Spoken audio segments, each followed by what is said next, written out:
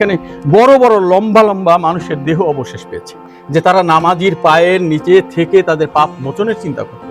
মানে তাদের মানুষ যখন যত বেশি ভারী দামি হয় অত বেশি ভারী হয়। তো আমার কাছে ইজিলি মনে হয় 700 থেকে 800 বছরের। বরিশাল শহর থেকে 20 থেকে 25 কিলোমিটার দূরে সবুজ ঘেরা একটা করাপুর গ্রাম, আর এই গ্রামেই লুকিয়ে আছে একটি 200 বছরের পুরনো ঐতিহ্যবাহী স্থাপত্যশৈলী। এই স্থাপত্যশৈলী আমাদের মনে করিয়ে দেয় ব্রিটিশ বিরোধী আন্দোলনের ইতিহাস, যেখানে একজন জমিদার ব্রিটিশদের বিরুদ্ধে বিদ্রোহ করে এই স্থাপত্যটি নির্মাণ করেছিলেন। সুব্রত দা স্টোরিটেলার চ্যানেল থেকে আমি সুব্রত আজকে আপনাদের শোনাবো ঐতিহ্যবাহী করাপুর মিয়াবাড়ি মসজিদের ইতিহাসের গল্প। বরিশাল শহরের চৌমাথা থেকে নবগ্রাম রোড ধরে 20 থেকে 25 মিনিট এগোলেই গ্রামীণ মেটোপথে আপনার চোখে পড়বে এই রাজকীয় মিনারগুলো। এই মসজিদের ইতিহাস সাধারণ কোনো ইতিহাস নয়। 18 শতকের শেষ ভাগ ইংরেজদের অন্যায় শাসনের বিরুদ্ধে তীব্র বিদ্রোহ ঘোষণা করেন বীর জমিদার হায়াত মাহমুদ। ফলস্বরূপ ব্রিটিশ সরকার তার জমিদারি কেড়ে নেয় এবং শাস্তি হিসেবে তাকে দুঃসাগরের বুকে মালয়েশিয়ার পেনাং দ্বীপে দীর্ঘ 16 বছরের জন্য নির্বাসনে পাঠায়। 16 বছর মাতৃভূমি থেকে দূরে থাকার পরে নির্বাসন শেষ করে যখন তিনি আবার বাংলায় ফিরে আসেন, তখন নিজের স্মৃতি এবং ঐতিহ্যকে ধরে রাখার জন্য নির্মাণ করেন এই অসাধারণ মসজিদ। লোকমুখে প্রচলিত আছে এই সিঁড়ির নিচে চিরনিদ্রায় শায়িত আছেন স্বয়ং জমিদার হায়াত মাহমুদ এবং তার সহধর্মী। এই মসজিদে ঘুরতে এসে সৌভাগ্যক্রমে আমরা পেয়ে গেলাম এই মসজিদের প্রতিষ্ঠাকালীন একজন বংশধরকে। আমরা ওনার মুখ থেকে এই মসজিদের ইতিহাসটা একটু জানবো। আপনি আপনার পরিচয় যদি একটু দিতেন। আমার নাম ফেরদৌসুর রহমান সাগর, আমার বাবার নাম মরহুম আব্দুল মতিন মিয়া। আমি এই মিয়া বাড়ি মসজিদ, এই যে পরিবার, এই পরিবারের আমি 13তম জেনারেশন। ইতিপূর্বে আমাদের যে জেনারেশন যারা গত হয়েছেন তা আপনি এই লিস্টে পেয়ে যাবেন। এখান থেকে মাহমুদ হায়াত থেকে শুরু করে মাহমুদ জাহিদ, মাহমুদ মনির, নওয়াব আলী মিয়া, রহম আলী মিয়া, হাজি আহমদ আলী মিয়া, আব্দুল মান্নান মিয়া, আমার বাবা আব্দুল মতিন মিয়া, আব্দুল লতিফ মিয়া, হাবিবুর রহমান মিয়া, এরা আমাদের পূর্বপুরুষ আর কি।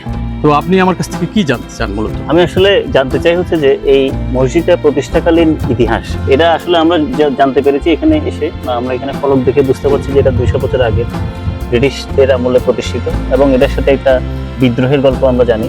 আসলে এই গল্পটা সত্যিটা বা আপনাদের মতে কোনটা আসল সেটা একটু জানতে চাই। দেখুন, সত্যি মিথ্যা বলার অধিকার আমার নেই, কারণ আমি নাও আই এম বিং 56। তো আমার থেকে যারা, আমি যখন ছোট ছিলাম 100 বছর আগের, যখন পুরো মুরব্বীকে জিজ্ঞেস করছি যে এই মসজিদ কত সালে, তখনও কিউরিওসিটি ছিল। 100 বছর আগের লোকের জিজ্ঞেস করলে তারাও জানে না, তারাও জানে না, তারাও জানে না। যদি আমার বাবাকে জিজ্ঞেস করছে সেও জানে না, তো আমার বাবা তার বাবাও জানে না, আমার দাদাও জানে না। তো এই 200 বছর 300 বছর এগুলো সম্পূর্ণ মানুষের বানানো। আচ্ছা, এটা একেবারে মানুষের বানানো। আপনি মোগল আমল ধরে অনেকে টাইম একটা মেনটেন করে, কেউ আবার ব্রিটিশ বিরোধী আন্দোলনের সেই একটা ভূমিকা দিয়ে সেখান থেকে আন্দোলন করে, কিন্তু মসজিদের সৃষ্টি অনেক আগে। আচ্ছা, এই মসজিদের সৃষ্টি কিরকম আগের আমি যদি বলি, আপনি যদি মসজিদের স্ট্রাকচার দেখেন, এই হচ্ছে মসজিদের আপনার সিঁড়ি, এখান থেকে নামাজিরা নামাজ পড়ে, নিচে কিন্তু কোনো নামাজ হয় না। তো মসজিদের সিঁড়ি, এই মসজিদের সিঁড়ির নিচে আপনি দেখতে পাবেন দুটা কবর। এই যে দুটো কবর, একটা কবর একটা কবর, অর্থাৎ বোঝাই যাচ্ছে একটা ছোট কবর একটা বড় কবর, মানে তারা স্বামী স্ত্রী।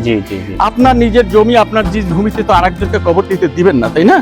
তো সেক্ষেত্রে যদি তাদের মানসিকতা ছিল যে আমি যাই হই না কেন, আমি একজন গুনাহগার ব্যক্তি, নামাজির পায়ের নিচে আমি থাকি, এই মেন্টালিটি সেই সাহাবায়ে কেরামের যুগ থেকে শুরু করে তার পরবর্তী যুগেই কিন্তু তার একটা নিদর্শন ছিল।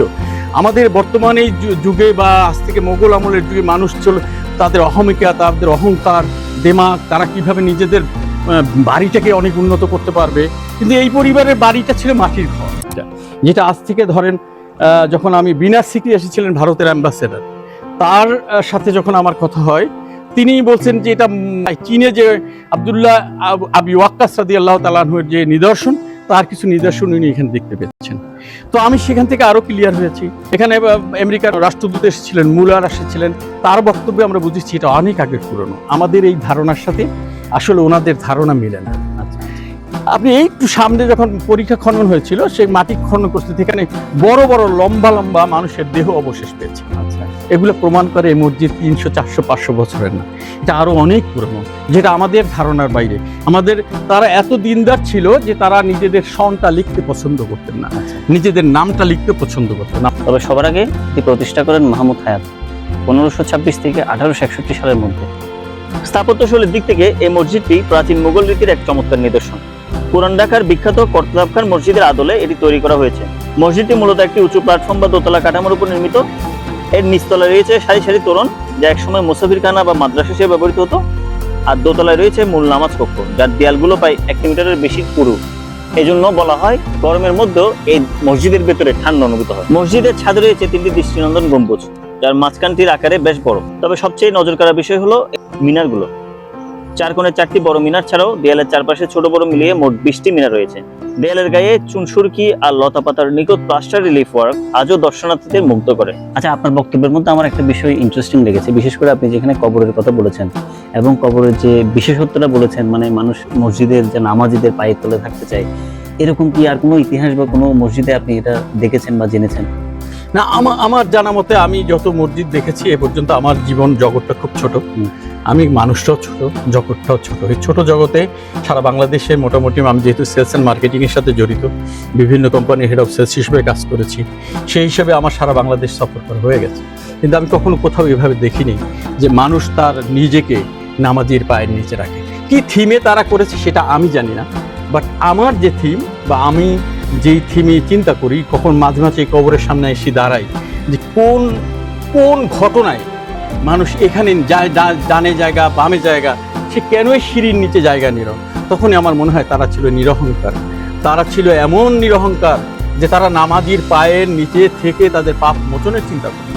মানে তাদের মানুষ যখন যত বেশি ভারী দামি হয় অত বেশি ভারী হয়, হয়তো আমার কাছে এরকমই মনে হয়েছে। আচ্ছা, আপনার কথাটা শুনে আমি নিজে অনেক কিছু শিখলাম। এটা থেকে আশা করি দর্শকরা অনেক কিছু শিখবে। আর আমি যদি শেষ করতে চাই, আপনি আপনার ধারণা মতে এটা কত আগের হতে পারে, আপনি ধারণা করে এটা বলেন, আমরা একটা ধারণা করতে চাই। আমি যেহেতু 13 জেনারেশনের আমি একজন সদস্য, তাহলে আমার আগে আরো 12টা জেনারেশন চলে গেছে। তো আপনি জেনারেশনকে 70 থেকে 80 দিয়ে যদি মূল্যায়ন করেন সেটা অনেক বেশি হয়ে যায়। আমার কাছে সেরকমই মনে হয়, 1000 বছরই মনে হয়। কিন্তু যদি আমরা আরেকটু কম ধরি, যেহেতু আমাদের জেনারেশনের জনসংখ্যা খুব কম ছিল, 1 2 জন, বেশি জনসংখ্যা কখনো আসেনি, সেজন্য আমরা যদি 60 দিয়েও করি, 12 × 60 কত হয়? 6 × 12 = 720 বছর। তো আমার কাছে ইজিলি মনে হয় 700 থেকে 800 বছর এরকম মনে হচ্ছে। কিন্তু এগুলো সব আইডিয়া, এগুলোর সত্যতা হচ্ছে একমাত্র আল্লাহ জানে। বুঝতে পেরেছি, ধন্যবাদ আপনাকে, অনেক ধন্যবাদ। বর্তমানে এই করাপুর মিয়াবাড়ি মসজিদটি গণপ্রজাতন্ত্রী বাংলাদেশ সরকারের প্রত্নতত্ত্ব অধিদপ্তরের অধীনে একটি সংরক্ষিত পুরাকীর্তি। এটি শুধু বরিশালের নয়, বরং পুরো বাংলাদেশের এক গর্বের ইতিহাস। আপনারা যারা এখনো এই সুন্দর স্থাপনাটি দেখেননি, বরিশালে আসলে অবশ্যই ঘুরে যাবেন। আর হ্যাঁ, আমাদের এই ঐতিহাসিক নিদর্শনগুলো রক্ষা করা এবং এর চারপাশের পরিবেশ পরিষ্কার রাখা আমাদের সবার দায়িত্ব। আজকের ভিডিওটি আপনাদের কেমন লাগলো তা কমেন্ট করে জানাতে ভুলবেন না। ইতিহাস ও ভ্রমণের আরো অনেক চমৎকার গল্প দেখতে আমাদের সাথেই থাকুন।